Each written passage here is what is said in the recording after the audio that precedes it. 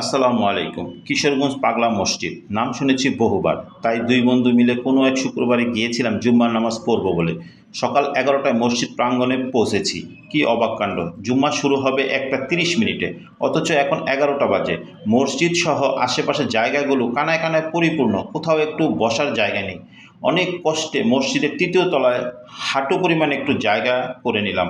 নামাজ তো শেষ করলাম, এখন বের হব কিভাবে? মসজিদ থেকে বের হতে গেট পর্যন্ত আমার 30 মিনিট সময় লেগেছে। জুমার নামাজে এত মানুষ হয় আমি জীবনেও দেখিনি।